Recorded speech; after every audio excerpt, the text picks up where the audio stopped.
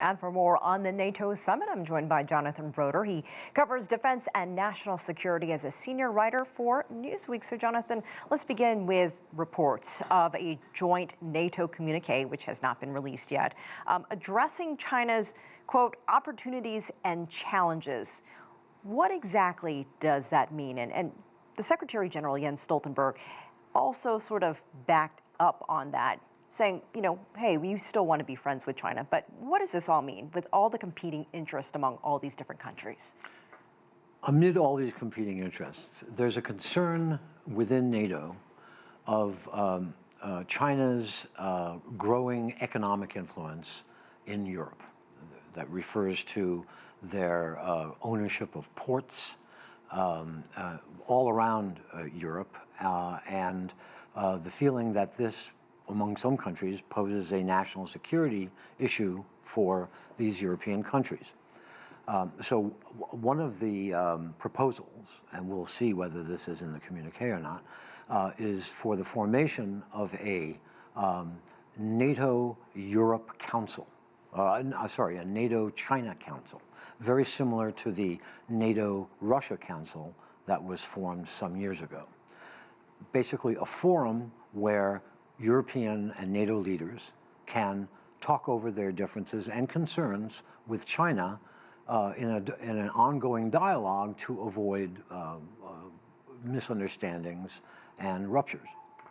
Is NATO evolving or turning out to be a different kind of alliance than from what it began 70 years ago? We have the French president coming out and saying, hey, we need to focus in on ISIL and terrorists and move away from what we originally were here for. You have the U.S. president questioning the point of NATO. Where do you see this going? One of the things that Jens Stoltenberg, the Secretary General of NATO, said yesterday or earlier today was that one of the reasons why NATO has still survived is that it has been able to change with changing times. Now, that's a very nice thing to say, probably very predictable. Diplomatic. Yeah, diplomatic. But however, right now, the alliance is facing probably more challenges than it ever has in its 70 years. For example, you have France saying that the main mission for NATO should be to fight terrorism and not Russia. A resurgent Russia. Now, Poland, which is on the far eastern flank of NATO and actually shares a border with Russia, they disagree with that. So there's a difference there. Then there's Turkey. Turkey. There was a crisis in the past several weeks regarding Turkey and what's happening in Syria. Exactly. So there's that. There's the fact that the Turks view an American ally, the Kurdish fighters of the YPG in northern Syria, to be, Turkey considers them to be enemies of theirs, existential enemies.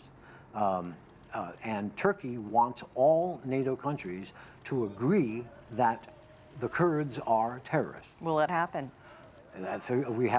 There's no definition on what constitutes a terrorist. For France, it's ISIS or Daesh. For Turkey, it's the Kurds. So there's no agreement on that. We don't have a lot of time left, but what will be the one or two things you'll really be watching for in the next day or so here? To see whether there is any kind of common, lowest common denominator communique that basically embraces all 28 members or 29 members of NATO. That is going to be a very, very hard circle to square. Possibility there won't be a communique. Exactly.